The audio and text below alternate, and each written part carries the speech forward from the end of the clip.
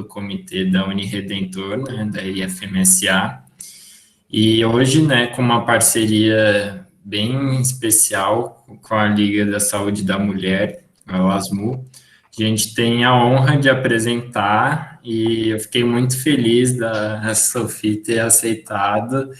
Eu falei, ah, meu Deus, será que ela vai... Ela é cheia de palestras, será que ela vai ter um tempinho? E ela de cara aceitou, e então, eu tenho muito orgulho de apresentar a Sophie.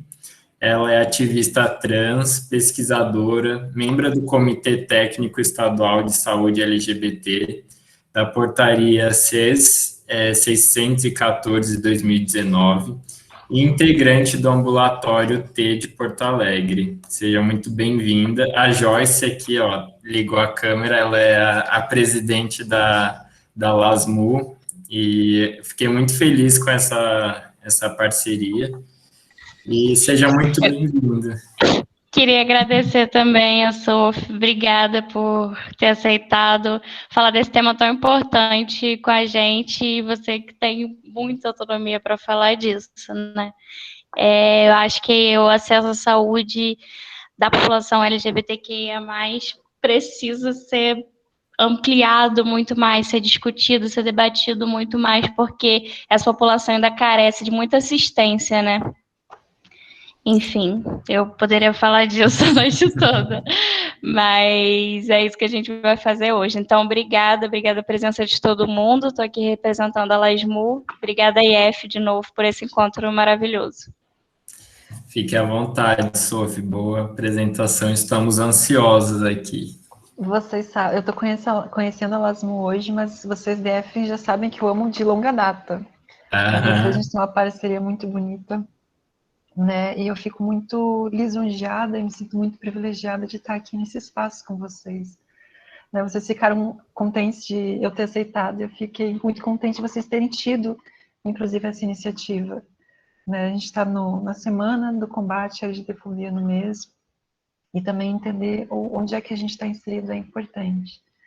Né? Então, quem que sou eu? Né? Eu sou uma mulher trans, travesti, meu nome é Sophie, além do que o Alexandre já mencionou, eu realizo algumas ações na OPAS, Organização Pan-Americana de Saúde, de prevenção, com ênfase em prevenção combinada, mas saúde mental também, para pessoas em situação de rua, profissionais do sexo, população LGBT, com ênfase na população trans, tem um percurso por aí, mas antes de qualquer coisa, eu sou uma travesti, né? No país que mais mata pessoas trans, e a gente está fazendo um evento que seria impossível em mais de metade do planeta, né? E mesmo no Brasil ainda é algo revolucionário, né? Então eu agradeço muito, de verdade, o privilégio de estar aqui com vocês, o carinho que vocês estão manifestando por mim, por deixar eu botar as músicas e ele ficar louco, porque é sexta-feira de noite. Eu tomar minha água aqui, ó.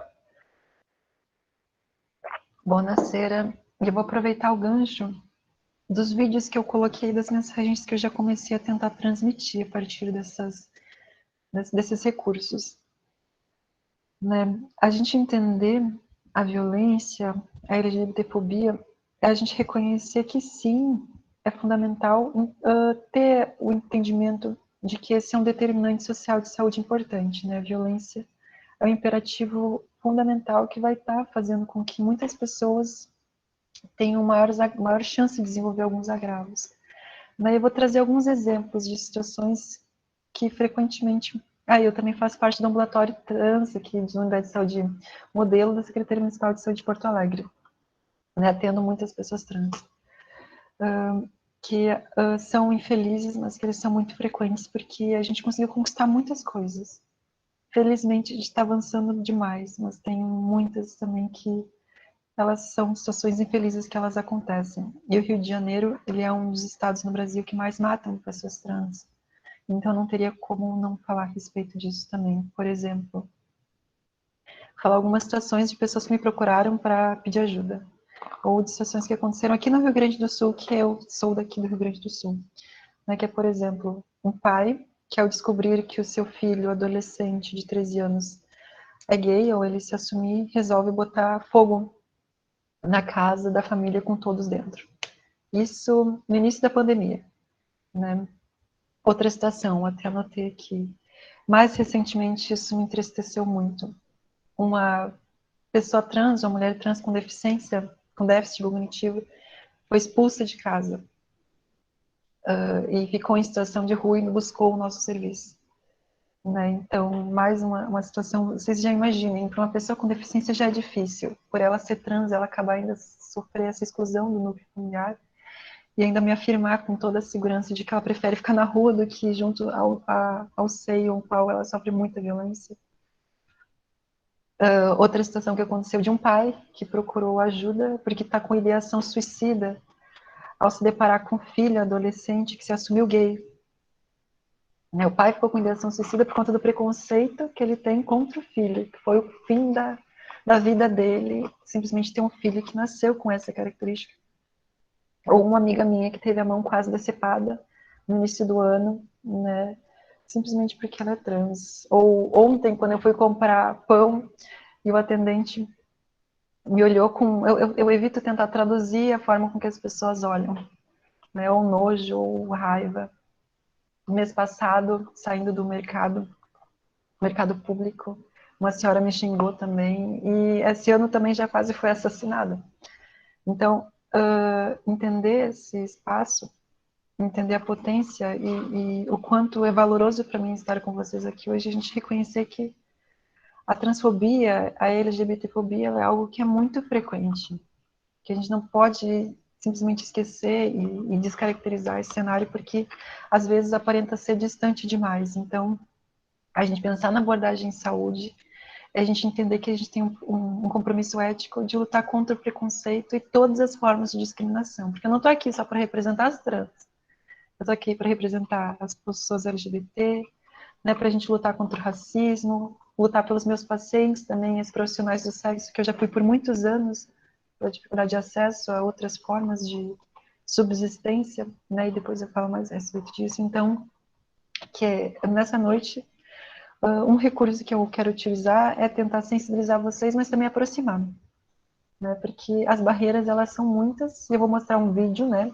eu não sabia que eu ia colocar outros vídeos antes, daí vai acabar mais um vídeo, mas que eu vou trazer da ONU para a gente ter outros recortes, e a partir desse vídeo eu vou trazer alguns elementos que a gente precisa estar observando, né, e também trazer um pouco de luz, porque é importante a gente não se basear tanto nas dificuldades e ver as potências que a gente tem para poder mudar esse quadro.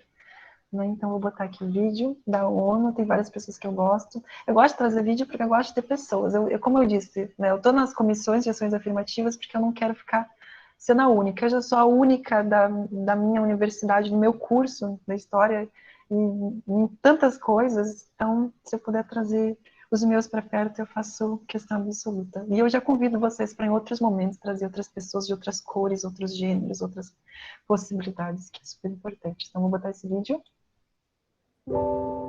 E ele serve de base para a gente poder pensar na discussão de hoje. Eu saí da universidade achando que eu podia conquistar o mundo, né? E aí fui para o campo de pesquisa de trabalho e cada dia que eu procurava isso ia ficando mais complicado, ia ficando mais difícil, porque as pessoas não conseguiam me ler enquanto Ludmilla. O seu currículo é ótimo, mas você não faz o perfil da empresa. Não, a gente gostou muito, a gente vai entrar em contato com você. Eu achava que meu currículo não era tão bom por conta de nunca ter conseguido um emprego formal por meio da apresentação desse currículo, mas ao mesmo tempo eu tinha um feedback de que as informações que continham nesse currículo eram muito boas, mas eu não conseguia entender então por que eu não era contratado e por que eu não entrava nesse mercado formal de trabalho. Não estar no mercado de trabalho é a ponta do iceberg, porque um empregador vai pegar o currículo dela e já vai ver o nome errado. A pessoa sou eu, mas meu nome lá tá João. Tem quase um ano que eu retifiquei o meu nome e ainda tem lugar que meu nome tá errado. E aí, às vezes, de vez em quando, eu topo com o meu nome antigo e eu tenho que ir lá e falar, ó, já troquei esse nome há muito tempo. Quando se fala de pessoas trans, é uma coisa que tudo tem que ser pensado, desde o momento de onde vai ser a entrevista de emprego? Será que essa pessoa vai conseguir passar na portaria do prédio onde vai ser essa entrevista de emprego? Será que ela vai conseguir, de fato, chegar até a entrevista? Porque na portaria ela pode ser barrada, porque os documentos dela não estão corretos. Então, é uma coisa assim que você tem que pensar em tudo, desde do momento que a pessoa trans vai sair de casa até o momento que ela vai chegar, de fato, na entrevista. Dentro do segmento LGBT, a população trans, ela ainda é a mais vulnerabilizada e a mais estigmatizada. Então, trabalhar com a inclusão dessa população para nós é muito desafiador, até mesmo porque nós temos que trabalhar com uma quebra de paradigma de uma transfobia institucional, da qual essas pessoas elas nunca tiveram processos de inclusão em bens e serviços, principalmente nas políticas públicas, seja elas voltadas para a segurança pública, para a educação, para a saúde, para o trabalho, para a empregabilidade, para a habitação. Então, hoje, trabalhar para a cidadania das pessoas trans é garantir com que elas tenham essa inserção. Quando você é expulso de casa, trilhar o caminho para você conseguir chegar nos espaços escolares e de trabalho é muito mais difícil. O quadro no Brasil não é bom porque a gente já encontra o Brasil na dianteira dos casos de violência. O Brasil hoje já é constatado através do que a gente catalogou em 2016, é realmente o país que mais mata pessoas trans no mundo. E 3 vezes mais do que o segundo colocado na pesquisa do Transgêneros Europe, que é nosso parceiro. O que significa isso? A exclusão, né, começa, na verdade, na escola, que quando você é ceifado do direito de estudar e você é ceifado do direito de permanecer na sua família, como muitas de nós somos expulsos de casa pela incompreensão nesse momento de transição, você fecha 2 pilares que todas as pessoas cisgêneras se alimentam bastante para entrar em pé de capacitação para o mercado de trabalho. Então você observe como a exclusão já está apontada em 2 políticas governamentais que não há realmente soluções claras, não há políticas claras para minimizar esse mal. Não erradicar, mas pelo menos minimizar. Falando principalmente dos processos educacionais para as pessoas trans, seja para educação superior, seja para primária, enfim, né, nós trabalhamos com a perspectiva de que essas pessoas, na verdade, elas não evadiram, mas sim elas foram expulsas, né, enfim, muito por conta da transfobia que elas vivem no ambiente escolar. E que hoje foi criado um nome bonito, né, estadunidense, que é o bullying transfóbico. Né? Qual é a política que tem na educação, né, que a gente vê diretamente que inclua pessoas trans? Só o nome social, que não é respeitado? Que no Brasil tudo funciona muito na escrita, mas não na prática, porque não se preocupa em humanizar o seu sistema? Daí a importância da gente ter, dentro das universidades, né, um espaço que acolha de maneira adequada, profissional, técnica, né? Essas pessoas que já chegam com toda essa bagagem, essa carga de privação de direitos, de opressões, de violência, que a universidade continua reproduzindo. A sociedade conservadora, a sociedade geral, deveria entender que quanto mais você discrimina e exclui as pessoas da sociedade, você está perdendo um agente que poderia ser muito útil. Quantas trans não poderiam ser excelentes advogadas, excelentes enfermeiras, excelentes profissionais do sexo, sem passar por essa via crucis de discriminação, preconceito, exclusão social. Se a gente só conseguisse nascer e viver uma vida como cidadão, como qualquer outro, já seria um grande sonho para essa população.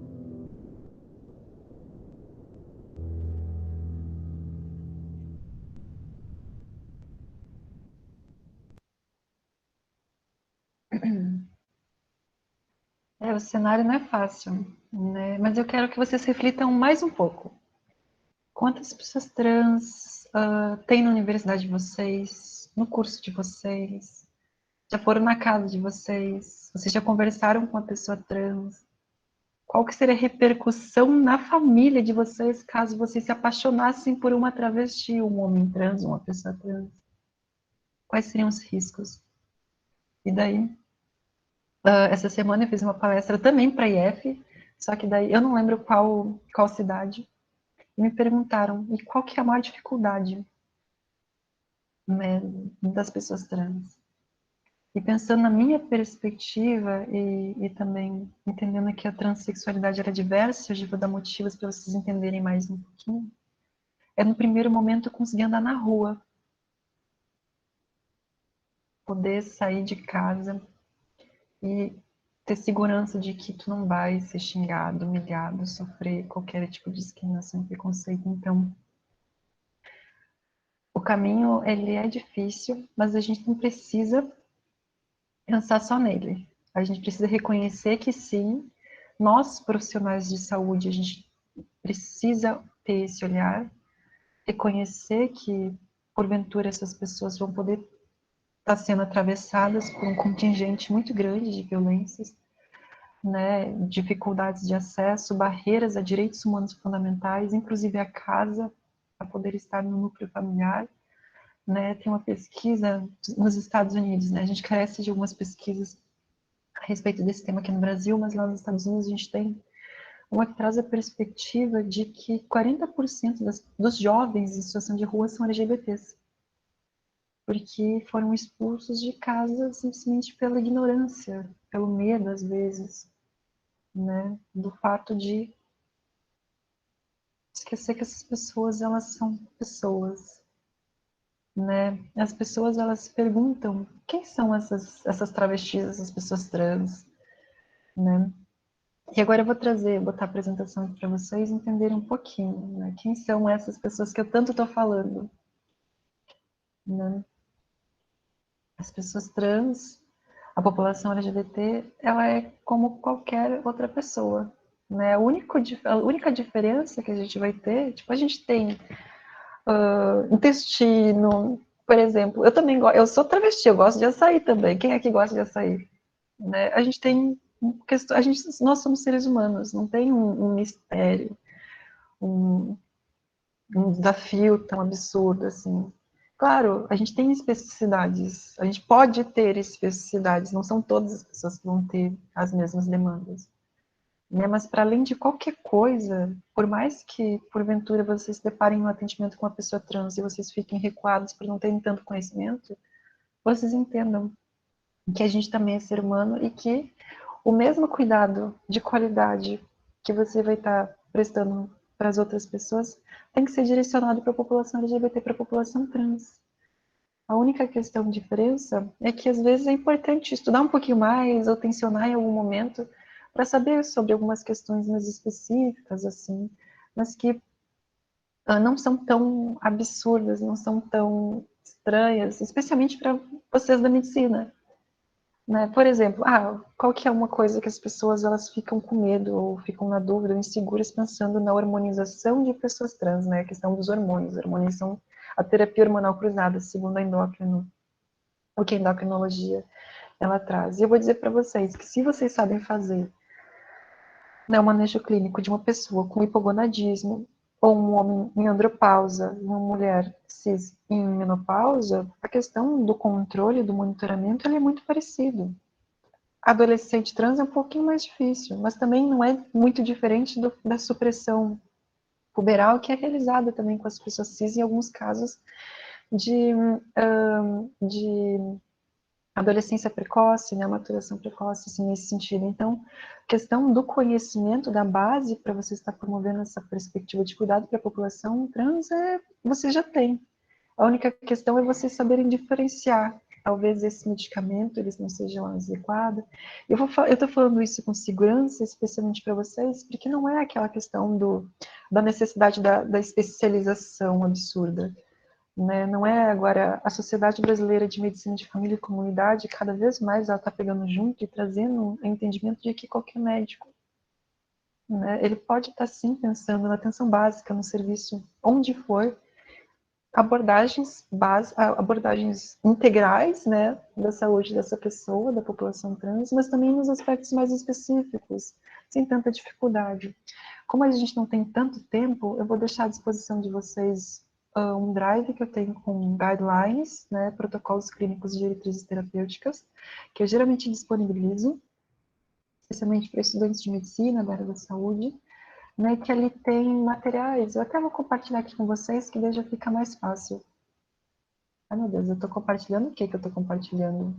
Apresentar a pessoa perdida. Tá, vou mostrar para vocês aqui o Drive e depois eu falar sobre cuidados específicos, porque, gente, não é tão difícil. E eu estou dando instrumentos para vocês conseguirem se sentir mais seguros, né? Porque eu vou tentar abordar muito a questão de algumas estratégias, para não avançar tanto no tempo. Mas, por exemplo, aqui, esse material aqui é da Endocrine Society, que é a Sociedade Internacional de Endocrinologia, a maior que a gente tem no que diz respeito a essa questão do manejo de pessoas trans.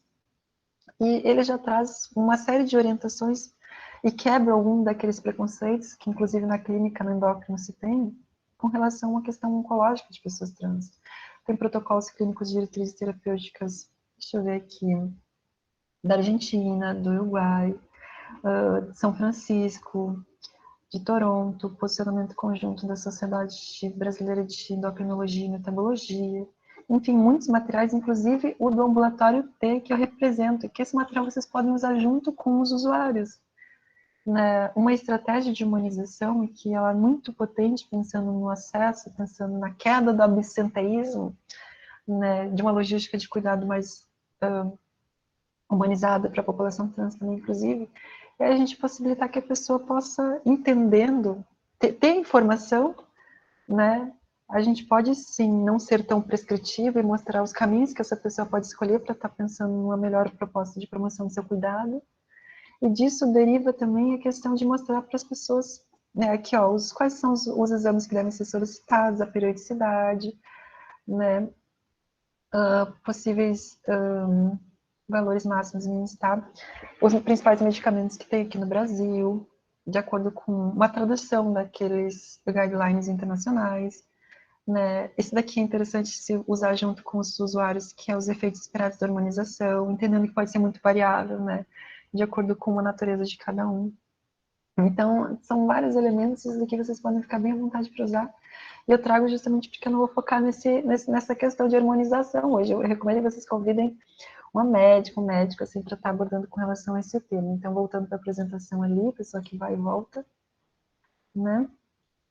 Como eu já estava falando, a população LGBT, ela sempre esteve presente, né? Hoje em dia a gente tem conseguido falar mais, mas é muito porque finalmente essas pessoas estão conseguindo estar nos espaços, né? Finalmente tem pessoas trans que estão conseguindo ocupar esse lugar por oportunidades que são dadas por vocês, alunos, inclusive, né? E por isso eu agradeço muito.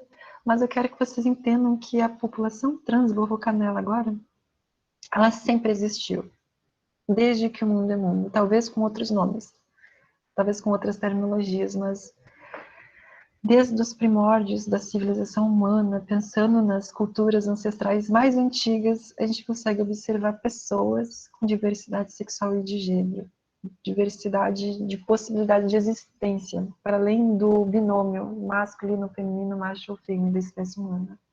Né? E a gente pode observar, inclusive, nos Vedas do hinduísmo, lá de 5.000 anos atrás, com a presença das rígidas que estão presentes até hoje e que são reconhecidas enquanto identidades femininas, né, pessoas trans, mulheres trans, né, possibilidades de feminilidade trans, né, e que são uma prova dessa possibilidade de existência. Para além das rígidas, né, dos primórdios lá da Índia, a gente tem as True Spirits, as pessoas trans, lá no norte, no Canadá e no norte dos Estados Unidos. Nos povos indígenas aqui do Brasil, a gente tem várias possibilidades de identidades de gênero diversas, então, para a gente trazer mais próximo de nós. Então, o que eu quero dizer com isso? Né? Pensando, tirar o medo, né, que pode se ter de alguns profissionais, mas também entendendo que essas formas de existência, elas também são legítimas, também são naturais, também são biológicas, e cada vez mais a gente tem estudos que trazem o reconhecimento de que não são escolhas. As pessoas têm tendências, predisposições genéticas, fatores epigenéticos que vão estar associados também, mas que essas pessoas, elas existem. E por elas existirem, não é possível que a gente tenha aquele entendimento muito fechado de que se tem uma obrigatoriedade de uma intervenção. O que eu quero dizer com isso? Que vão ter pessoas trans que vão precisar fazer cirurgias, usar hormônios, trocar nome, fazer várias coisas, e outras pessoas não. Então, eu quero que vocês abram os olhos com relação a isso, porque é muito caro. Inclusive, se a gente for parar para pensar em conquistas que são muito recentes. Né, a exemplo da despatologização da transexualidade. Isso é algo que a gente está lutando há muito tempo. Né, mas que só agora a gente conseguiu, em 2018, ter essa conquista, né, no CID-11. Né, e o que significa isso? Que não é mais tolerável a gente pensar em critérios diagnósticos para as pessoas trans. Não é mais aceitável a gente pensar que, para a gente poder traduzir uma identidade de uma pessoa trans, ela precisa estar enquadrada em critérios cirúrgicos. Por exemplo, até eu tensiono vocês a refletirem com relação a isso quando a gente se deparar com materiais mais antigos, né, que colocam a travesti, a mulher é diferente da mulher trans, porque uma demanda uma cirurgia e outra não. E eu quero que vocês entendam que a identidade vai para muito além disso e não se resume a isso. Por exemplo, eu conheço travestis que já fizeram a cirurgia de redesignação sexual, né, mais conhecida como a de mudança de sexo, mas eu peço que vocês não usem esse termo, né, ou as vaginoplastias, enfim, as genitoplastias. E mulheres trans que não têm essa demanda, né? E o que é essa travesti, né? Porque eu falo tanto com relação a isso, eu sou essa identidade de gênero. Mas o que é essa identidade de gênero? Nada mais é do que uma expressão de uma identidade que é feminina, né?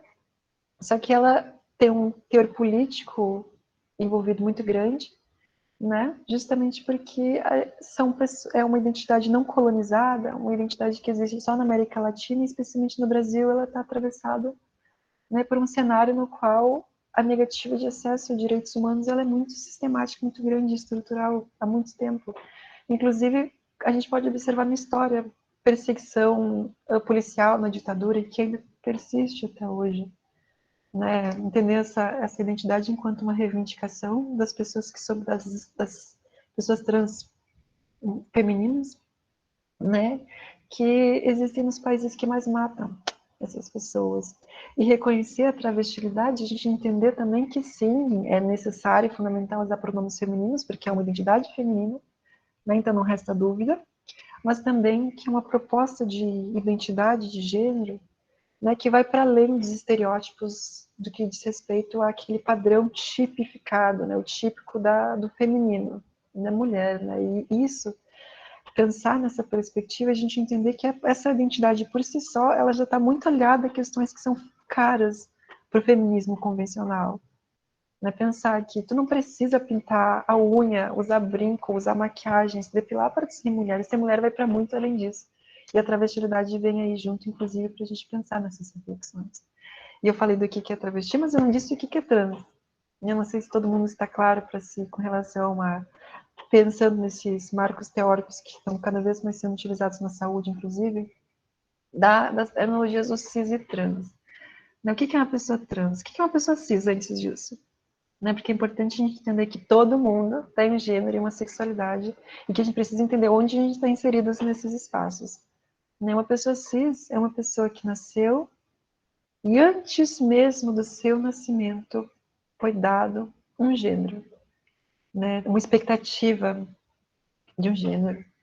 E a partir dessa imposição, dessa atribuição, essa pessoa se identificou com aquele gênero ao longo de sua vida inteira. Entender que também o gênero é algo fluido, né? Uma construção sociocultural que varia de acordo com o tempo e com o espaço, e que a gente precisa entender, e daqui a pouco eu falo mais a respeito. Eu até vou anotar para mim não me esquecer. Né? E o que é uma pessoa trans? Sou eu. O que acontece? É uma pessoa, qualquer pessoa que nasceu e foi atribuído um gênero ao seu nascimento, foi dado um gênero ao seu nascimento, ou antes dele, né? E que se identifica com qualquer outra possibilidade de gênero. Que daí, dentro das pessoas trans, existem aquelas que se autodefinem como travestis, mulheres trans, homens trans, não binárias, enfim, qualquer outra possibilidade de pessoa que siga esse critério básico. Né? Eu nasci, só que eu não me identifico com aquilo que me foi dado. Por exemplo, quando eu nasci, a partir da observação de um genital, me foi dado o gênero masculino. Mas eu, desde a minha mais tenra infância, sempre me entendi como algo diferente daquilo que eles esperavam, né? Porque eu sempre fui uma menininha. Desde muito cedo, mas eu quero que vocês entendam também que sim, existem crianças LGBT, mas que a gente precisa sim entender que diferenciar as coisas, né? A gente tem que entender, por exemplo, que só porque um menino ele é mais delicado, manifesta mais os sentimentos, tem uma voz mais aguda, ou um menino cis, ao ver a mãe, a avó, a irmã, a tia, as pessoas, as mulheres, de modo geral, usando vestido por essa pessoa, por essa criança, querer experimentar, isso não faz dela uma pessoa trans, uma pessoa LGBT. Não. A mesma coisa serve para as meninas. Se ela quer brincar de carrinho, usar a cor azul, ou algum outro elemento, isso não faz ela LGBT. Não. A gente tem que entender que existem questões que são humanas. A curiosidade de manifestar os sentimentos é uma delas. E a gente precisa reconhecer, pensando, já avanço com relação ao sexo biológico, essas convenções culturais que tentam ditar, criar postulados no que diz respeito a uma ordem, né, quase que uma ordem natural, mas que não é natural, né, que é moldada culturalmente, que tenta ditar o que uma pessoa pode ou não fazer com base nessa cultura, que ela é tóxica, ela é machista, ela é patriarcal e é ruim, inclusive, para quem não é trans ou LGBT.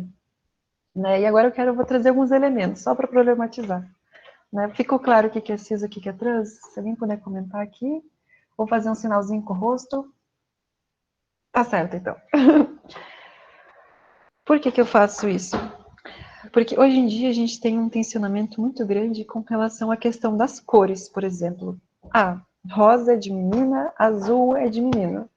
Se a gente for parar para remontar mais antes na história, lá no século XVIII, 1700 e qualquer ano que vocês possam escolher, na corte francesa ou na corte, de modo geral, na realeza, né, a gente pode observar que os homens, eles utilizavam muito rosa, né, ou tons avermelhados, tons arroseados, porque é uma cor vibrante e reconhecida como de poder, uma cor forte. E as mulheres usavam azul, porque é uma cor delicada como o céu. E eu tento não adentrar nesse tema, nessas terminologias, mas assim, basta vocês observarem as representações de Jesus e de Virgem Maria. Né? Jesus geralmente está com manto bordô, um manto roseado, e a Virgem Maria com manto azul. E agora agora a gente vai achar que e vou trazer outros elementos. Por exemplo, no século XVIII também, na corte, a nobreza, onde surgiram, né, alguns elementos? Era utilizado pelos homens pó de arroz, batom, peruca, meia calça. O salto alto surgiu, foi uma construção que veio para ser utilizada por homens da nobreza também. Mas que vocês conseguem observar que o tempo ele foi passando e trazendo outros significados, outras propostas, e que hoje em dia a gente se problematiza com relação a essas pessoas que utilizam esses recursos e que na saúde a gente precisa entender que a gente precisa diferenciar essas questões. Então, não é aceitável que a gente ache que é biológico um menino não poder manifestar os seus sentimentos, ou uma menina ela precisar ser subserviente e passiva. O homem poder ter liberdade e a mulher aceitar receber menos só porque ela é mulher. Essas questões elas não são aceitáveis e elas utilizam muitas justificativas biológicas que elas não são adequadas, porque é uma biologia construída a partir de critérios culturais que são mutáveis de acordo com o tempo e o local qual está inserido. Por exemplo, o homem de hoje, ou a representação do homem cis aqui no Brasil hoje, não necessariamente é a mesma do que a cultura lá no Japão espera de um homem cis, ou na Nova Guiné, ou vários países, até mesmo aqui no Brasil. Então, quando eu trago isso, eu reforço um aspecto que foi mencionado e que foi utilizado, que eu vou trazer para vocês, o marco legal, que é da Defensoria Pública da União, né?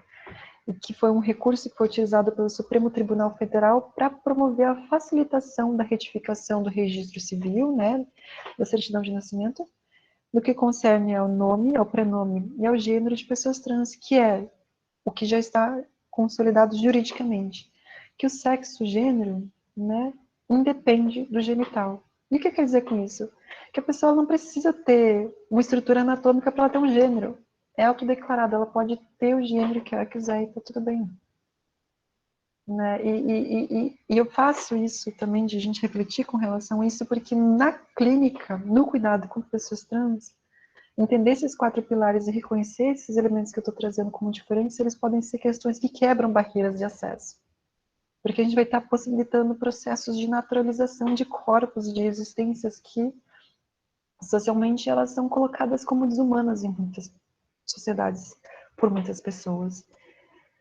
Então, outra reflexão com relação ao sexo biológico, né? Ana Fausto Sterling, desde os anos 80 e anterior a isso, tem alguns pesquisadores que têm trazido essa reivindicação, a gente conseguir entender que, para além da configuração do típico do macho ou da fêmea, né, de toda aquela instrumentaria, né, daqueles elementos, daqueles critérios anatômicos, sexuais e reprodutivos que fecham, genéticos também, o macho ou a fêmea da espécie humana, a gente tem no ser humano um mosaico de características sexuais e reprodutivas. O sexo biológico nada mais é do que isso, segundo Ana Fausto Sterling. E eu faço essa reflexão para vocês entenderem por quê. Se a gente for pensar nesses postulados que colocam, utilizam inclusive justificativas para dar situações como eu mencionei anteriormente, né, de que o homem não chora, mas que a gente sabe que o homem chora e deve chorar e manifestar suas emoções, né? Que, por exemplo, até me perdi, porque eu vou longe, vou e volto, a louca. Né? Só deixa eu rebobinar. Ai, meu Deus. Tá, depois se eu voltar... Tá, a questão do mosaico de características. Né? Se a gente for parar para visualizar, mesmo a questão do dimorfismo sexual, ele é muito pequeno. Porque a mulher, ela tem mais facilidade para comunicação e o homem mais lógica. Quem disse que todas as pessoas são assim? A maior parte é assim, não. A gente se mistura. A gente tem muitas características diversas, então a gente precisa reconhecer e refletir com relação a isso para a gente conseguir humanizar nossa clínica e promover um cuidado que seja um pouco mais queer, mais livre, mais próximo de algo que possa ser tranquilo e respeitoso, livre de preconceito e discriminação para qualquer pessoa. E quando eu falo isso, eu também entendo que não é só para pessoas LGBT, para as pessoas trans, não é pensar só no acesso nosso, mas também a gente entender que esses postulados, essa cultura material, essa cultura imaterial, né, que a gente tem hoje com relação ao sexo biológico, ela escolhe, esse padrão de beleza escolhe inclusive com relação aos genitais.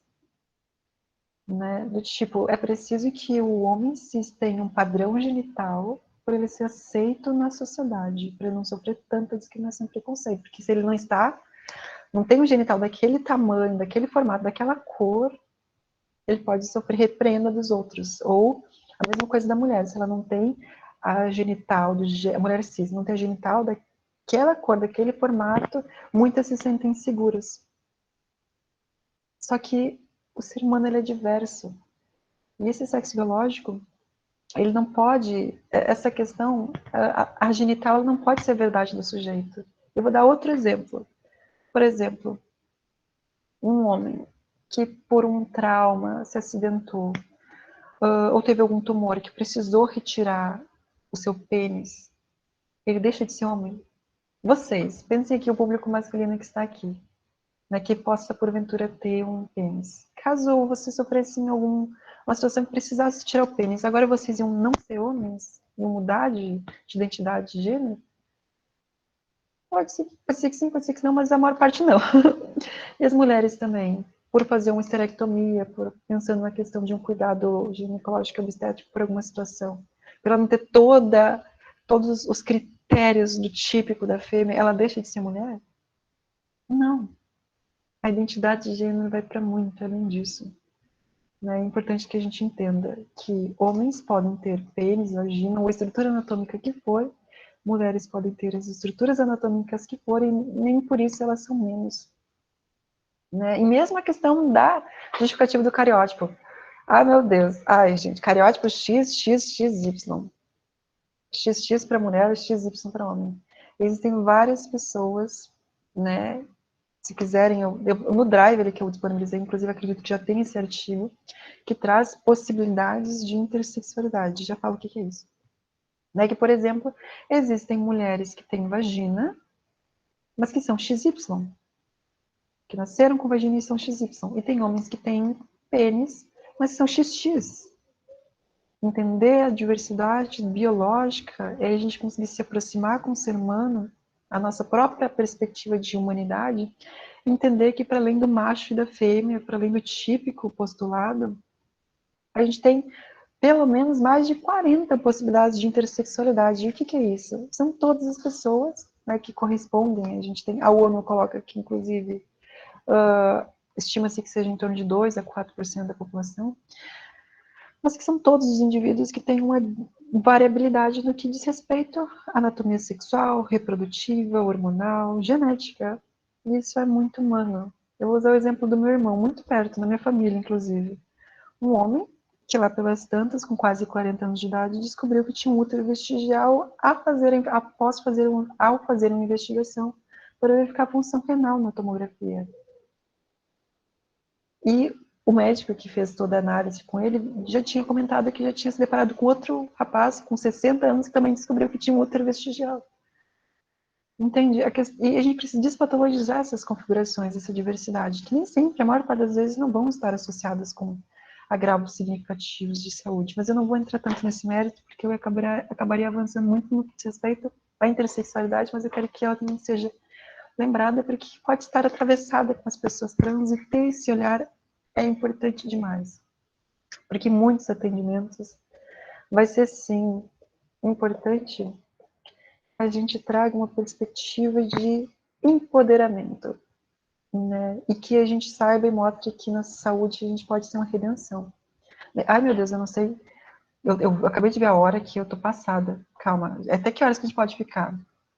Mano do céu. Eu posso ir um pouquinho além? Pode, calma. Até que horas? Só me corrige, porque eu tinha visto no comentário lá que tu me mandou no WhatsApp, 8h15, mas já são 8h20. Só que a gente começou 8h30, a gente começou às 7h30. Isso. Não, pode ficar à vontade. Tá Tá, ótima a discussão. Eu juro que eu não vou me estender tanto, mas eu vou falar com relação a algumas questões que são importantes, e daí eu falo, ó, só para o sumário. Fala sobre transição de gênero, o que é, disforia de gênero também, e cuidados. Certo? Tá certo. Né?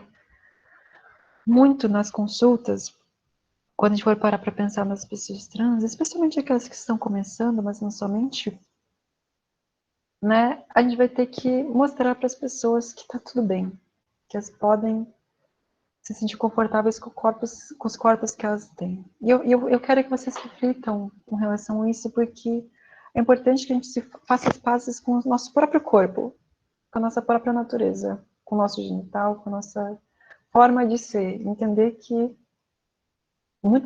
talvez nós também tenhamos desconfortos com relação a algumas coisas, mas que para além desse desconforto a gente tem que entender que a gente é natural, a gente é biológico e a gente precisa ser respeitado, e a gente é bonito e a gente é maravilhoso do jeito que a gente tem, com as curvas que a gente tem, com o tamanho, enfim, com a cor, com todos os elementos que constituem isso que é nosso.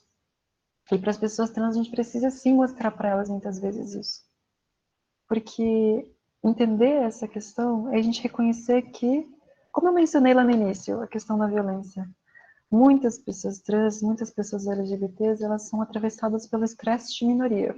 O que é isso? É um estresse crônico que ele acaba perpassando várias etapas e processos da vida daquele indivíduo em função de dinâmicas sociais discriminatórias e com vivências de muito preconceito, e vão estar fazendo com que essa pessoa ela tenha 3 estratos que a gente pode diferenciar para a gente entender essa análise, né? A análise do preconceito, né? Que é, por exemplo, o preconceito que tu experiencia, aquele que tu vive, que é no qual tu vai na unidade de saúde e tu tem sequer teu nome respeitado, né? E o que é o nome? O nome é dignidade humana básica, a mais básica possibilidade de construção do vínculo. Vocês imaginem ir num local e não ter sequer o nome respeitado. É negada a cidadania da pessoa. Né? Pode ser banal para algumas, mas para nós é muito caro. E a gente tem estudos, inclusive, que mostram que o simples fato de tu respeitar o nome social já faz uma diferença tremenda na saúde mental da pessoa, diminuindo, por exemplo, em 70%, segundo Russell, 71%, segundo Russell, a questão da depressão. sintomas de depressão.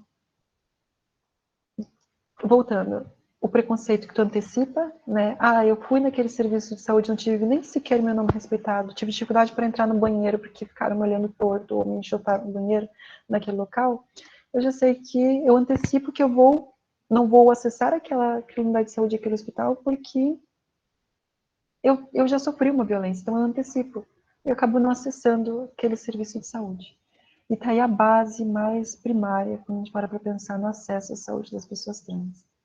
O preconceito que é antecipado, sobretudo por uma quantitativa muito grande de situações de violência que culturalmente a minha população, né, a população trans, ela é atravessada inclusive institucionalmente e também na saúde.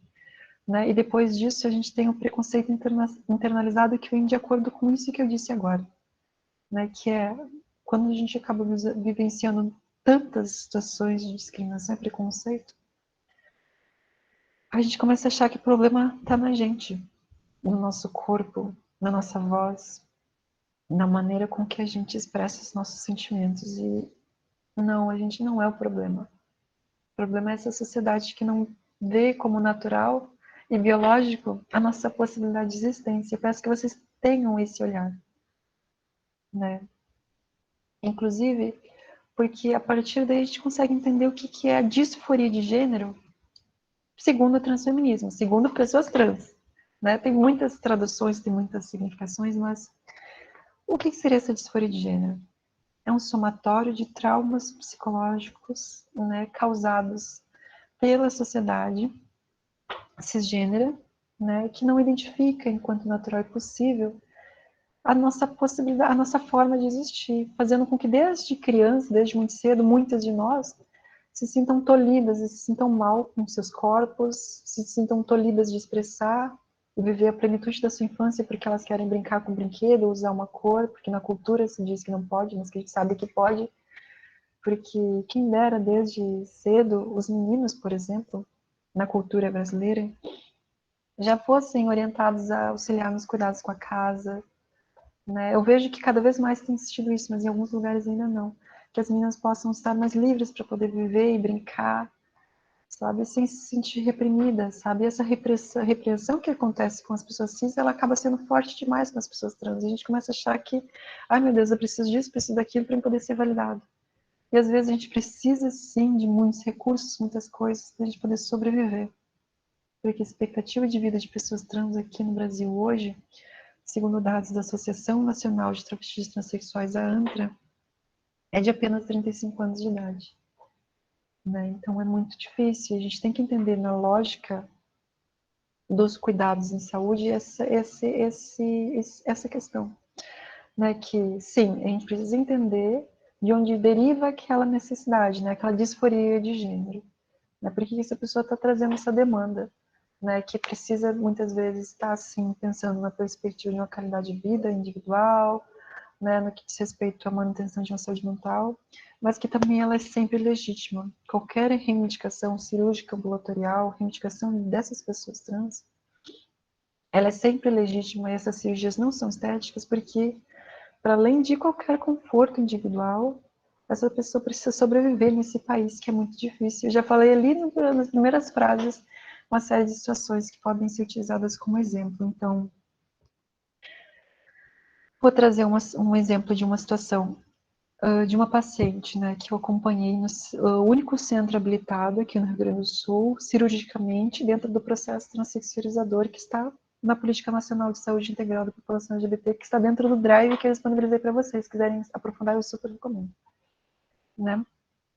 Que eu me deparei com uma paciente que ela estava querendo fazer a cirurgia, a justificativa que ela me falava muito é que ela queria fazer a cirurgia para conseguir ter mais chance de conseguir emprego, porque ela estava anos sem conseguir emprego. E ela queria sair da prostituição. Né? E que a prostituição, estima-se que 90% das mulheres trans travestis estejam nesse contexto de prostituição por conta da dificuldade de acesso ao mercado formal de trabalho, como única forma, então tem que reconhecer isso também. Mas ela estava trazendo aquela reivindicação, e daí para as pessoas cis parece muito aleatório. Ai meu Deus, o que uma questão de uma genital vai fazer com que ela consiga o emprego? Mas para as pessoas trans, entendendo esse cenário, ela é mais fácil de ser entendido. Por quê? Porque na sociedade é reconhecido, né, estruturalmente essa questão da quase uma obrigatoriedade de um genital de um tipo e da presença dele nessas pessoas. Para elas poderem estar nos espaços, para elas poderem sair do limbo afetivo, poder ter a possibilidade de ter um relacionamento, né, inclusive. Então, fica mais fácil vocês entenderem que sim, ela colocou a esperança de vida dela num genital, mas que sim, faz sentido e que ela precisa ser respeitada e acolhida, porque imagine o sofrimento que ela já não deve ter passado para colocar nesse nível a chance de vida dela. Né? E que pode sim, e muito provavelmente vai aumentar a chance de ela conseguir a aceitação da família, dos amigos, se inserir nos serviços por conta dessa questão. Né? O uniforme, né? Marcar, enfim. São vários elementos, mas que eu quero que vocês entendam. Né? A disforia de gênero também pelo viés das pessoas trans. Né? Por isso que eu também recomendo. Não é suficiente a gente pensar numa saúde, numa perspectiva de análise da saúde de uma população que não traga referencial dela também, elas. Então, por isso que eu fico muito contente que vocês estão trazendo saúde da população trans pela perspectiva de uma pessoa trans. Vamos fazer uma saúde dos povos indígenas com povos indígenas junto, na mesa com a gente, conversando e comendo, dizendo como tem que ser feito. Despatologizar e combater a LGBTfobia também é pensar nessas questões. Né? E agora falando sobre a transição de gênero. Né? O que é a transição de gênero? Vincent Goulart, que é um irmão meu maravilhoso, também uma pessoa trans, né? Mestre em psicologia social institucional, também integra o comitê técnico comigo, ele está trazendo a reivindicação e reconhecimento, né, da transição de gênero como termo, né, de uma transição corporal e social. Né? E eu pergunto para vocês, esse tipo de transição, a transição ela é algo que está só nas pessoas trans? Ou vocês também não transicionaram em vários momentos da vida de vocês, pensando na transição corporal e social? Basta vocês observarem, existe uma transição corporal e social da infância para a adolescência, da adolescência para a vida adulta, da vida adulta para a senescência, para a velhice. E isso é natural, isso é biológico e todo mundo vai apresentar. A única diferença é que as pessoas trans vão ter talvez uma possibilidade de diferenciação nessa expectativa e realidade, com base nos caracteres primários sexuais reprodutivos. Né? E que a gente vai ter que estar conciliando, entendendo, mostrando. Por isso que eu deixei os materiais ali para vocês estarem intencionando. Mas quando eu trago essas questões, eu quero que vocês entendam que, para além do específico, a gente também é gente. E a gente precisa de cuidados integrais. E que é importante a gente não distanciar tanto, não exotificar tanto, trazer para perto. E trazer para perto significa que quando vocês se depararem com uma pessoa trans, vocês vão se lembrar da Sophie, ou de outras pessoas trans, de algumas dessas questões. E pensar que sim, eu preciso me comprometer, e mesmo que eu não tenha todo o conhecimento, que eu diga para a pessoa e trate ela com respeito, entendendo as suas questões particulares, mas não somente, né? Tendo a sua responsabilidade de prestar o teu cuidado, não só encaminhar para o serviço de referência, né? Porque tem muitas pessoas que fazem isso e eu fico pé, né? E que sim, é possível dizer para a pessoa, nesse momento eu não sei tudo, mas que se tu me ajudar, né? E ter paciência também, eu vou buscar estudar e com humildade eu vou buscar estratégias para poder estar pensando numa saúde que também te inclua as tuas necessidades. E agora eu já dei outra dica. Além do que eu já mencionei, de possibilitar que a pessoa tenha autonomia, é promover uma saúde que seja construída em conjunto. Entendendo a rede, entendendo essa pessoa como protagonista. A gente não precisa pressupor cuidados. A gente pode sim, na dúvida, ou sempre perguntar. Na anamnese, a princípio está posto, mas eu falo isso porque às vezes não acontece, inclusive que eu vejo, que é valorizar de fato o que trouxe essa pessoa. Não, por exemplo, como já aconteceu comigo, de eu ir na unidade de saúde, a pessoa vê que eu sou trans e querer me mandar para fazer teste rápido. Né? Não sou só questão de saúde sexual no que concerne infecções sexualmente transmissíveis, não. Entende? Que na dúvida é possível perguntar como uma pessoa quer ser chamada. E não é ofensivo, né? Mesmo que você se confunda, mesmo que você depare com uma pessoa cis, né? Vamos pensar nessas perspectivas e não pressupor. Isso é bom para pessoas trans, mas não somente. Né? E outra questão, só quero tentar me organizar para não passar muito do tempo, né? É que a gente reconheça também que pensar nessa perspectiva é entender que a gente precisa olhar para a nossa linguagem não verbal e para a estrutura, né? A gente não pode ter pena. A gente não pode, porque é a coisa mais triste.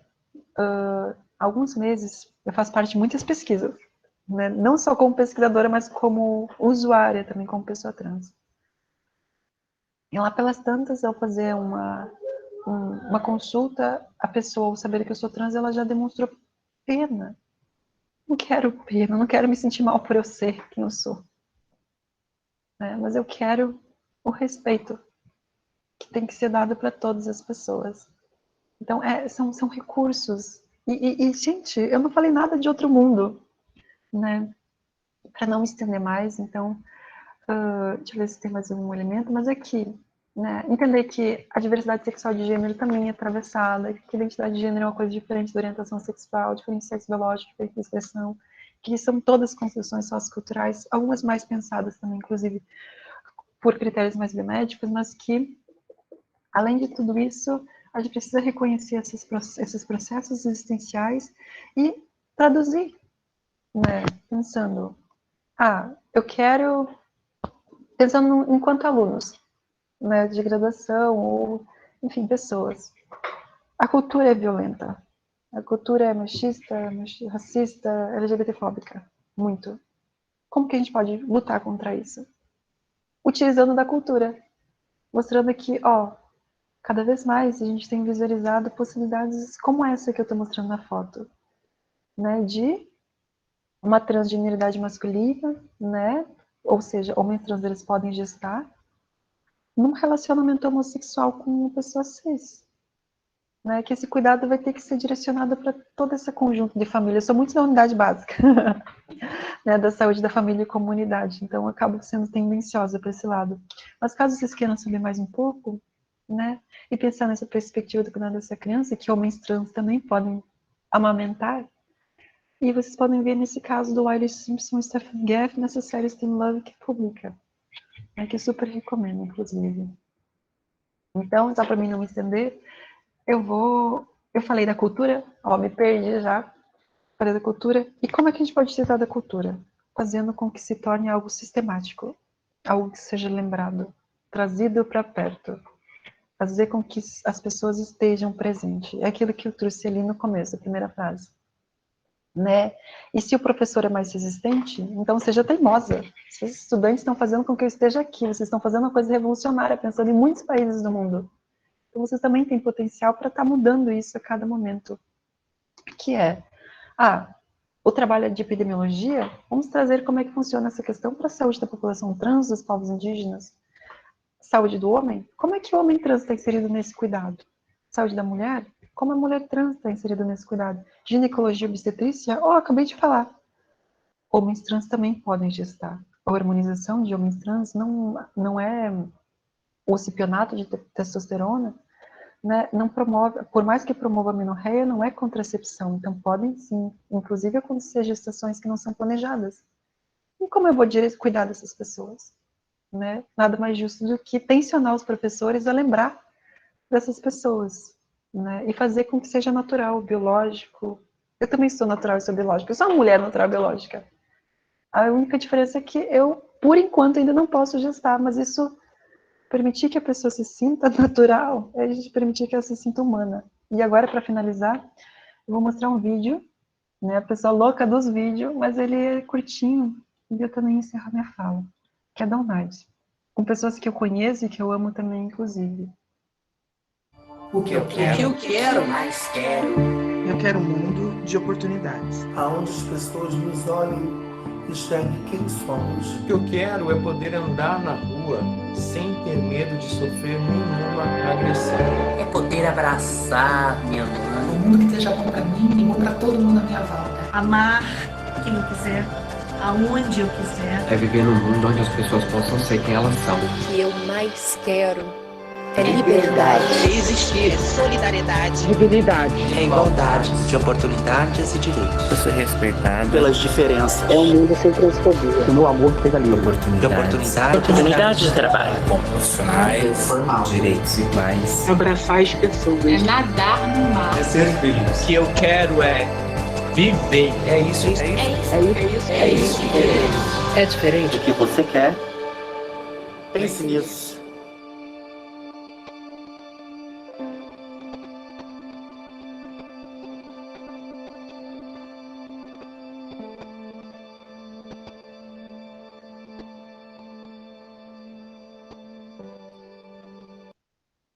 E a gente também quer que a nossa memória seja lembrada, né? Não só por uma situação de um assassinato, né? Mas também as pessoas que estão representando e estão lutando. E todas essas questões, eu quero que vocês reflitam que é possível fazer sim uma saúde que lute contra isso, contra o preconceito. E que vocês não precisam se sentir paralisados por conta das dificuldades, e vocês entendam que por mais pressão que seja colocada nos estudantes da área da saúde, que a gente sabe que é colocada uma pressão grande demais desde o primeiro semestre, desde o primeiro momento, entra na sala, já sente tipo aquele pá, meu Deus do céu, que sim, é possível trabalhar em rede interprofissional, multiprofissional, transprofissional, transdisciplinar. E o que eu quero dizer com isso? É possível fazer como nós fazemos no ambulatório T aqui do NAD de Porto Alegre, que a gente é um serviço que foi construído, pensado e produzido por pessoas trans, uma reivindicação de uma luta política de muitos anos, e que tem as pessoas trans do movimento social junto. Ou seja, estou com dúvida de como posso auxiliar essa família que se deparou com essa pessoa LGBT, para não acabar tendo ideação, por exemplo, o caso que eu dei lá daquele pai que estava com ideação suicida porque se deparou com um filho que é gay, né? Traz do coletivo Mães pela Diversidade que está presente no Brasil inteiro. Eles nos auxiliam muito, as mães são incríveis, né? Acolhimento, sabe, representatividade é importante. Vejam, mapeiem onde no Rio de Janeiro, em Itaperuna, tem ONGs que trabalham com pessoas trans. Vamos fortalecer os trabalhos delas, né? Porque o governo muitas vezes não dá conta de lembrar de nós, né? De pensar as cestas básicas. Então, vamos pensar como a gente pode doar alguma coisa para ajudar essas pessoas que estão com dificuldade, como a gente pode trazer essas pessoas para perto, para que elas nos digam as questões regionais, né? Porque eu estou falando aqui do Rio Grande do Sul, estou falando de questões comuns do preconceito que a gente vivencia como geral. Mas é fundamental vocês trazerem outras travestis, outras pessoas trans, brancas, pretas, homens trans, de todos os tipos, indígenas também, porque eu até vou mostrar uma foto aqui, do qual que é o espaço que eu falo, que eu vou mostrar também que tem a Joyce, que ela é indígena, que é uma travesti, aqui, ó, maravilhosa, que compôs, integrou e fez parte da construção, que ela é uma pessoa transindígena e está ali com a gente. Então, vocês verem, essa questão, esse aqui é o ambulatório. Eu sou essa pessoa aqui bem no canto. Né? Que saúde é isso. A gente vê para além do que está posto, para além do medo, para além da dificuldade, mostrando para essas pessoas que muitas já vão saber que vai ser difícil. Então vamos dizer, é difícil, mas tem essa ONG que está fazendo isso, que pode te ajudar. É difícil, mas eu também vou tentar, a partir das minhas possibilidades, promover um cuidado adequado e livre de preconceito para você, e que é difícil, mas está melhorando. E é com essa mensagem que eu termino, e com essa mensagem que eu agradeço, e fico à disposição para dúvidas, e eu vou colocar também meu contato, né, no Instagram, me sigam no Instagram, nas redes sociais, fazendo as publi, né, louca. E podem me chamar sempre para o que precisar. Às vezes eu demoro um pouco para responder, né, Alexandre? Que eu estou na vacinação, estou bem louca lá, né, mas ainda assim eu estou à disposição sempre para o que precisar, e muito, muito, muito obrigada por tudo a todos vocês. Ai, meu Deus. Nossa, Sophie, muito obrigado. Foi perfeito, desde o começo dos vídeos que colocaram a gente nesse universo desde o começo. E essa questão, né, da gente não ter muita noção, né, de como que é, do que vocês passam, porque durante a sociedade inteira impõe, né, que é uma coisa enraizada já na nossa sociedade, esse binômio, né, mulher homem, e fica por isso mesmo. Tanto que eu estava vendo lá, a política nacional só foi criada em 2013, né? É muito recente você pensar e ficou muito tempo, né? As pessoas ficaram obscuras, né, na nossa sociedade. Mas, nossa, eu quero deixar assim aberto, se alguém quiser fazer uma pergunta, eu tenho uma pergunta. Sophie, esse ambulatório de vocês, vocês já conseguiram implantar em outras cidades? O que acontece, né? Dentro do processo transexualizador, né, política nacional, a gente tem habilitações. O nosso tem uma perspectiva diferente do que tem a política nacional, que a gente está pensando na atenção básica. É um ambulatório, sim, né, com esse nome. Ai, meu Deus, tem alguém me ligando. Maria Antônia, uma paciente aqui maravilhosa, trazer ela para a apresentação, que é uma pessoa transição tardia, né? E a gente pensou nessa perspectiva de trazer um serviço de atenção primária, que fosse multiprofissional. Né? Multiprofissional por quê? Essas pessoas já vão ter mais dificuldade para acessar. Aqui em Porto Alegre a gente fez um mapeamento, antes de pensar na construção do ambulatório, para verificar como é que estavam as unidades de saúde pensando nessa questão do acesso às pessoas trans. A gente conseguiu verificar que em 40% das unidades de saúde as pessoas trans tinham dificuldade para acessar. Na maior parte desses 40%, essa dificuldade para entrar, porque elas eram barradas na porta pelo segurança, que dizia que aquele lugar não era lugar de travesti, que não era lugar de profissional de prostituta. Né? Então, por isso que sim, é importante de repente ter uma extensão no hospital universitário, na universidade de vocês, também pensar em alguma ação assim, que seja um lugar que essas pessoas vão poder estar acessando. Né? Ai meu Deus, eu me perdi na pergunta, calma, fui para além, viajei demais, mas basicamente é isso. É um serviço que tem profissionais estatutários, né, que foram contratados, mas ele é um serviço escola para residências multiprofissionais, né? Porque a gente precisa multiplicar. Quando eu estou aqui com vocês, eu quero que vocês também transmitam essas sementinhas, né? O dono dele, como é que fala? O dente de leão. Vamos assoprar juntos para a gente conseguir chegar mais longe. Então, é nessa perspectiva. E daí tem profissionais da fono, psico, enfim, muitos, porque a gente precisa trabalhar com todo mundo, e todo mundo precisa se dar conta de que é fundamental ter esse cuidado. Não sei se eu respondi, porque eu me perdi tá ali, perfeito. labirintite mental. Garantir a universalidade e o direito, né, de fato, desse acesso, né, porque fala, né, que o SUS é de todos, mas quem são esses todos, né? Se 40% nem consegue ter acesso, né, ao ambulatório, imagina os outros níveis, né? Desculpa te interromper. O ambulatório que eu falo, ele não é o habilitado na rede do Ministério da Saúde, né? Porque tem esses habilitados. Só tem um na região, cirurgicamente na região sul inteira. E, por exemplo, eu estou esperando há 5 anos para acessar. O ambulatório, esse que eu represento, ele veio para além disso, entendendo essa demanda reprimida. Essas pessoas que esperam 2 a 5 a 10 anos para poder estar acessando o serviço de referência habilitado pelo Ministério da Saúde. Então, por isso que tem que ter esse cuidado, tem que ter mais iniciativas. Não basta só aqueles que conseguem. Aí no Rio de Janeiro, acredito que tenha também, né, no Hospital Ernesto, eu me perdi no nome, mas vocês sabem mais do que eu com relação ao nome dos hospitais nesse sentido. Deve ser o Pedro Ernesto. É o Pedro Ernesto. Isso, mas eu quero que vocês entendam que não pode ficar só nele, porque muito provavelmente tem uma demanda reprimida muito grande. Então, essa política nacional, ela pensa na atenção básica só quase como referenciar o serviço especializado. Mas a gente tem que buscar estratégias que as pessoas consigam acessar na base. Porque a gente viu aqui em Porto Alegre, por exemplo, que as pessoas não conseguem nem isso muitas vezes. Então, estou aí com os estudantes para precisar, né, para a gente fazer serviços novos, ações novas, abordagens novas, colocando, de repente, aquele banheiro, uma demanda que as pessoas falam muito que é difícil. O que eu mesmo na universidade tinha um pouco de dificuldade, tinha medo das pessoas acabarem com receio. O banheiro é básico, mas a gente sabe que muitas pessoas sofrem ainda para acessar esse recurso. Então sinalizem, esse banheiro ele é adequado para todas as pessoas daquele gênero, só o símbolo talvez não seja suficiente.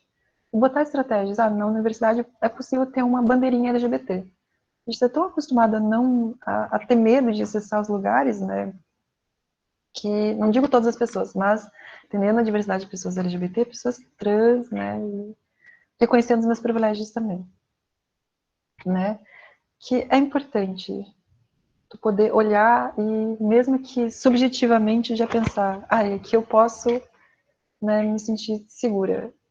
Eu vou até dar um exemplo de um paciente, né, no início da transição.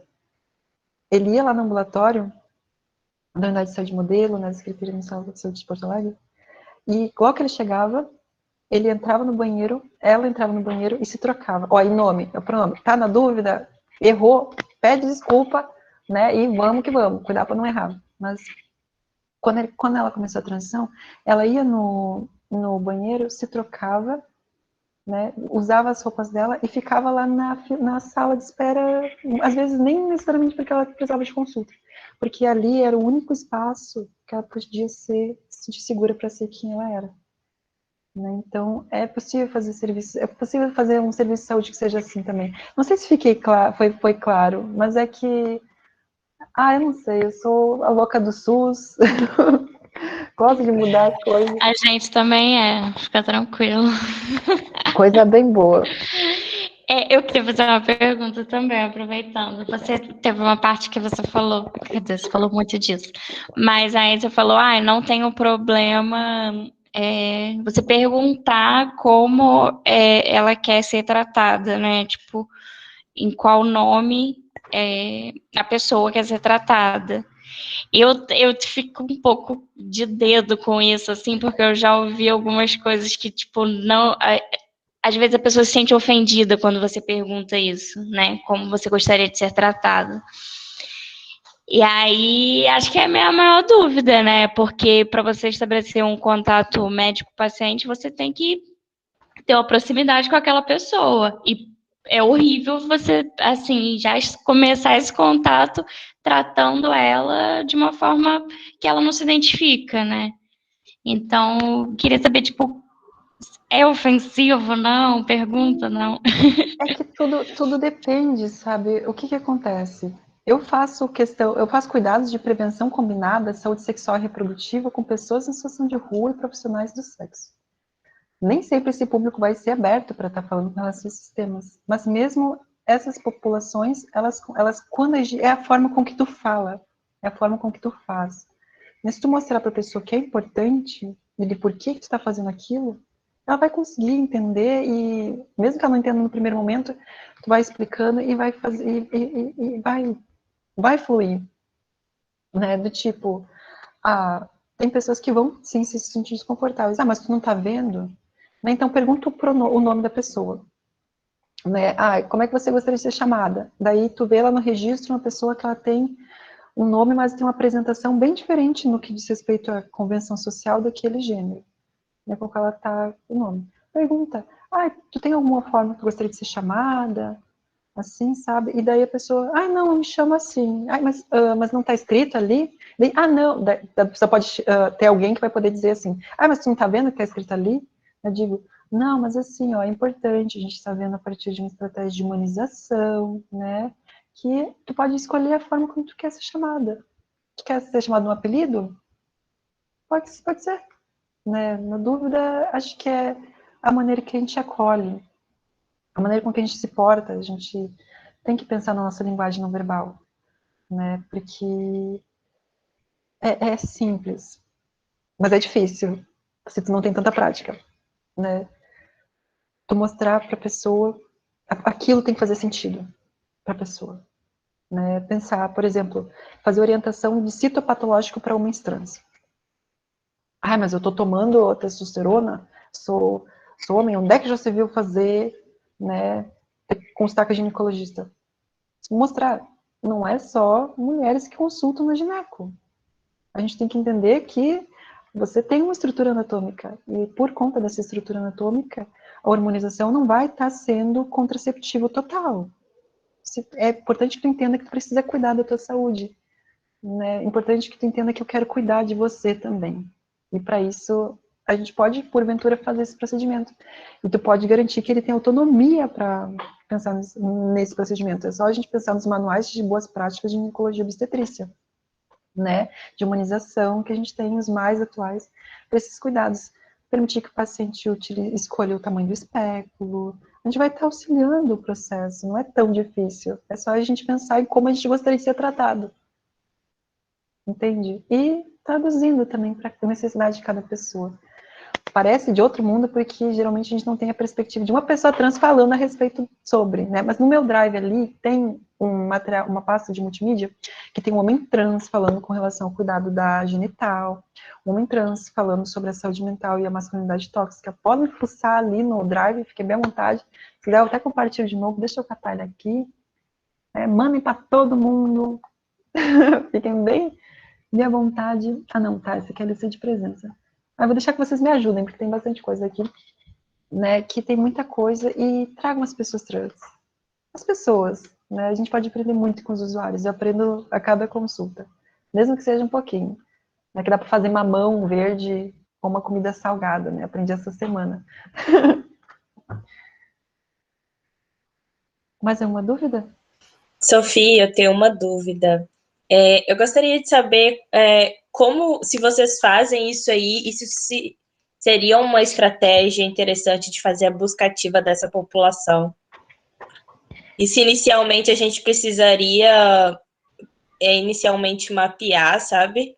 Ou como seria isso, enfim. O que acontece? A gente tem, historicamente, né, toda essa situação de preconceito internalizado, dessa violência que a população LGBT, a população, ela acaba antecipando, né, e também nos serviços de saúde. Então, reconhecendo isso, nós lá do ambulatório, além de a gente ter pessoas trans compondo a equipe, né, o que faz toda a diferença, então trazer representatividade para os locais é importante, então ações afirmativas na universidade de vocês, no curso de vocês, é importante, né, porque a gente existe. E também verificar, por exemplo, a OPAS, ela viu também que o convencional não dá certo, então vamos chamar uma travesti, ex-profissional do sexo, para estar abordando as profissionais do sexo. Mas não precisa ser trans, não precisa ter essa vivência também, mas é importante valorizar isso eventualmente, mas levar, mostrar para essas pessoas que saúde também é um direito que pertence a elas, né? Ver, aí no Rio de Janeiro, a Praça da Sé é no Rio de Janeiro ou é em São Paulo? São Paulo. Tá certo, já estou viajando, já estou bem louca aqui, eu disse que eu estou debutando no Rio de Janeiro, vocês que me ensinem.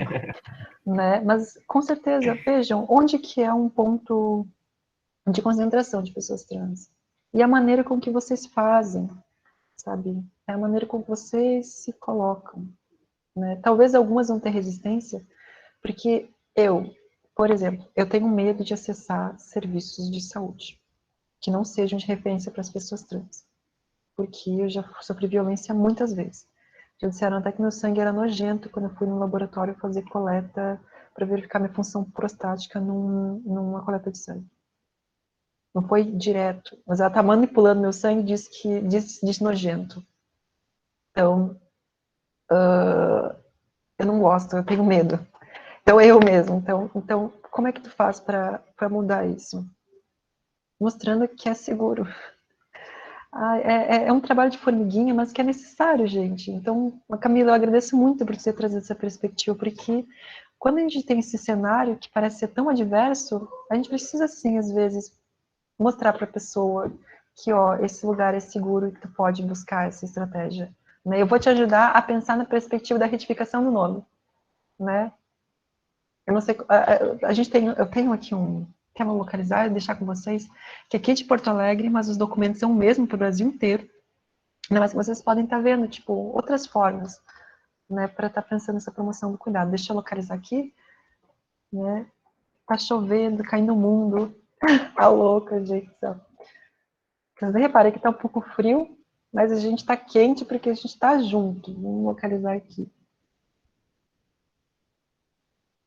Aqui. E daí, nesses links, por exemplo, já tem muito... No meu Drive também tem um manual de retificação do registro civil. Mas que vocês podem ver e mostrar para as pessoas, vocês conseguem de graça quase todos esses documentos. Depois só tem que ir no cartório de registro civil e tal. Por que eu trago isso? Que é uma demanda que vocês podem estar pensando, assim, tipo, na rua. estou fazendo uma estratégia lá num restaurante popular, né, de prevenção combinada.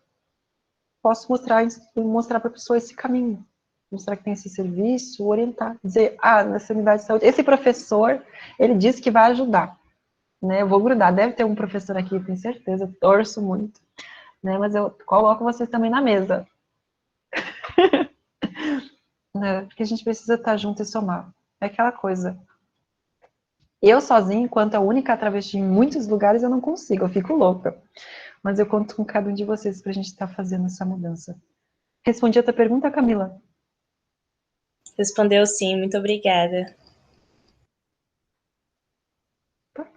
Mas alguém quer fazer algum comentário? Eu estou olhando aqui, eu agradeço muito o carinho de vocês. A Jaqueline, ela levantou a mãozinha. Pode falar.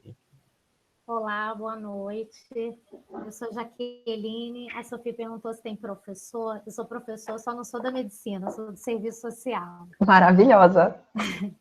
Eu queria primeiro agradecer a iniciativa, né? Eu acho muito bacana essa iniciativa, porque, assim, enquanto assistente social, a gente atua direto na saúde, e aí, assim, infelizmente, a gente se depara muito com profissionais da saúde de uma forma geral, com uma dificuldade muito grande, seja num atendimento para um raio-x, seja para uma coleta de sangue, para tudo que vocês podem imaginar, para os serviços mais básicos, né? E aí, assim, quando chega uma travesti ou um homem trans, né, é visível você perceber a briga de qual técnico que vai fazer o raio-x.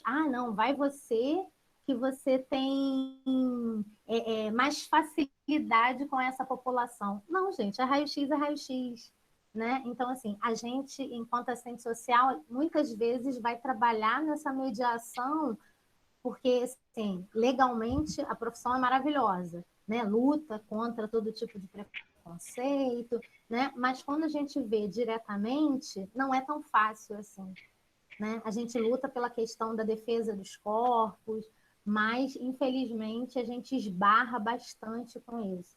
Eu estou com uma colega fazendo um trabalho, um estudo com relação à produção acadêmica de serviço social com os hospitais e atendimento à população trans, e dentro do serviço social a gente tem uma dificuldade muito grande, imagine nas outras áreas. Então, é muito bacana a discussão que vocês estão trazendo hoje. E eu agradeço muito por ter trazido a tua vivência, inclusive, gente, a gente tem que trabalhar em rede. Lá no Ambulatório T, a gente tem agora ela saiu porque ela estava na residência, mas uma mulher trans, assistente social, que ela está representando e a gente trabalha junto sempre, né? É uma técnica que a gente tem.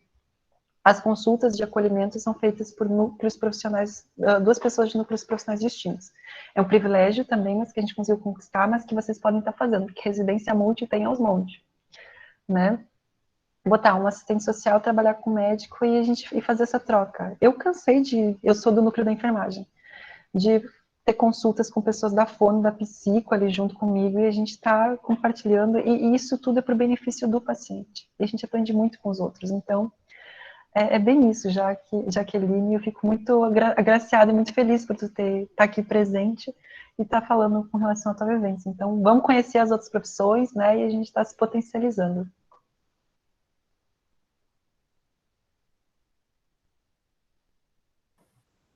Eu acho que, não sei se tem mais alguma dúvida.